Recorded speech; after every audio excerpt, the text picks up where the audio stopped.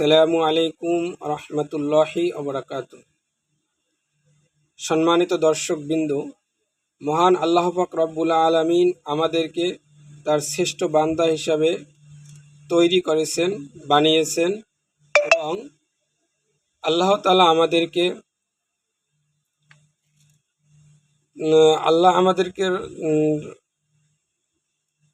ঘোষণা দিয়েছেন যে আমি তোমাদের প্রভু আর তোমরা আমাদের বান্দা।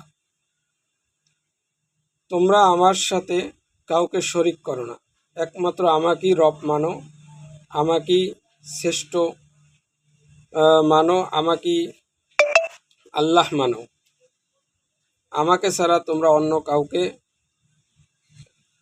মানবে না এবং আমাকে ছাড়া অন্য কাউকে তোমরা খোদা বলে দাবি করবে না।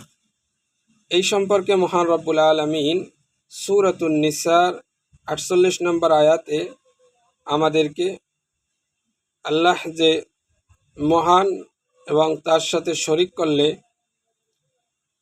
যে মহাপাপ, আল্লাহ তাআলা ঘোষণা আমাদেরকে দিচ্ছেন।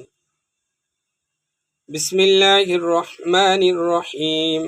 ইন্নাল্লাহা লা ইয়াগফিরু আন ইউশরাকা বিহি ওয়া ইয়াগফিরু মা দুনা যালিকা লিমান ইয়াশা ওয়া মান ইউশরিক বিল্লাহি ফাকাদ ইফতারা ইসমান আযীমা। আল্লাহ তাআলা বলেন, আমার সাথে কাউকে শরিক করো না। আল্লাহ কাউকে শরিক করাকে ক্ষমা করবেন না। আর অন্য সব অপরাধ যাকে ইচ্ছে আল্লাহ তাআলা ক্ষমা করবেন, আর যে আল্লাহর সাথে শরিক করে সে মহা পাপী। আল্লাহ তাআলা আমাদেরকে এই মহা পাপী ঘোষণা দিয়েছেন যারা আল্লাহর সাথে শরিক করবে। তাই আমাদের সেই আল্লাহর সাথে কাউকে শরিক করা যাবে না এবং একমাত্র আল্লাহকেই আল্লাহ বলে স্বীকার করতে হবে।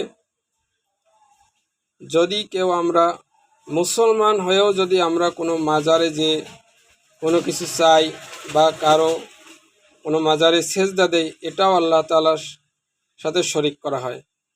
তাই শিরিক মহা পাপ, এই পাপ থেকে আমাদের সকলের বেঁচে থাকতে হবে। আর যারা হিন্দু, এরাদের তো কথাই চলে না। এরা নিজেরা মাটির থেকে কাদা দিয়ে, নাড়াকুটা দিয়ে পেঁচিয়ে তারপরে একটি মূর্তি বানিয়ে এরপরে খোদা দাবি করেন এবং তার কাছে চান। জঘন্যতম অপরাধ, যে অপরাধের ক্ষমা আল্লাহ তাআলা করবেন না।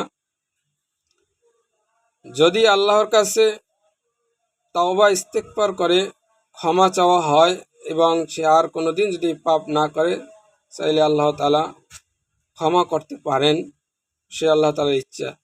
আমরা কোনো সময় কোনো কাজের জন্য কোথাও যে তার কাছে মাথা নত করব না এবং তার কাছে চাবো না, একমাত্র আল্লাহর কাছে চাবো, আল্লাহর সামনেই মাথা নত করব। আল্লাহ তাআলা আমাদের সকলকে তৌফিক দান করুন এবং শিরিক থেকে বেঁচে থাকার তৌফিক দান করুন। আমিন। আসসালামু আলাইকুম রহমতুল্লাহি ওয়া বারাকাতুহু।